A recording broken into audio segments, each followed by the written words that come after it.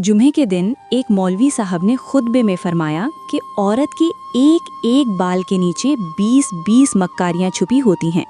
ये बात एक देहाती किसान ने सुन ली। घर आकर उसने बिला किसी वजह के अपनी नेक सीरत सादा दिल बीवी का सर मुंडवा दिया। हालांकि उसकी बीवी ने कभी ऊंट पटांग फरमाइश नहीं की थी, ना ही उसके किरदार पर कोई हर्फ था। वो तो फरिश्ता सिफ्त औरत थी। बीवी को शदीद दुख हुआ। उसने पूछा, आपने मेरे साथ ऐसा क्यों किया? शौहर बोला, अरे नेकबख्त, हमारे मस्जिद के मौलवी साहब ने ये बात कही है, मैंने सोचा तुम्हारी मक्कारियां ख़त्म कर दूं। औरत दिल ही दिल में कढ़ी मगर खामोश रही। उसने सोच लिया कि इस बेवकूफ़ को असल मक्कारी दिखानी ही पड़ेगी। अगले दिन वो बाजार गई, चंद मछलियाँ खरीदी। खेतों में जाकर मछलियाँ मुख्तलिफ जगहों पर मिट्टी में दबा दी। एक छोटी मछली धागे से बांधकर अपने गले में डाल ली और गिरेबान में छुपा ली। जब शौहर खेतों में काम करने पहुंचा तो उसे जगह जगह से मछलियां मिलने लगीं। वो हैरान हुआ, सब मछलियां इकट्ठी की, थैली में डाली और खुशी खुशी घर ले आया।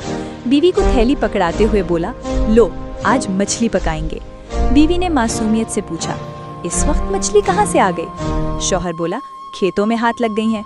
बीवी ने अच्छा कहा, मछलियां ले जाकर कहीं छुपा दी और दूसरे कामों में लग गई। खाने के वक्त शौहर ने कहा, खाना लाओ। बीवी बोली, घर में कुछ होगा तो पकाऊंगी ना।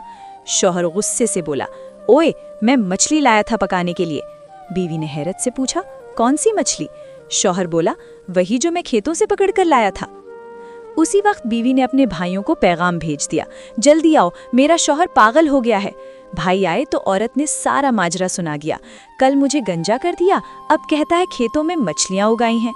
शौहर बीवी को मारने लपका, मगर भाइयों ने पकड़कर उसे कुर्सी से बांध दिया। तब औरत ने भाइयों से नजर बचाकर गिरेबान से मछली निकाली, शौहर को दिखाई और फौरन वापस छुपा ली। शौहर चीख उठा, देखो मछली मछली। औरत ने भाइयों से कहा, देख लो पागलपन बढ़ता ही जा रहा है। भाइयों को यकीन हो गया कि उनका जीजा वाकई पागल हो चुका है। वो डॉक्टर को बुलाने चले गए। घर में अकेले रहते ही बीवी मुस्कुराई और बोली, ये होती है मक्कारी, जो बालों से नहीं दिमाग से होती है। अब बताओ, पागल खाने जाना है या माफी मांगोगे? शौहर रोते हुए बोला, मेरी माँ बाप की भी तौबा, आइंदा किसी औरत जात से पंगा नहीं लूंगा।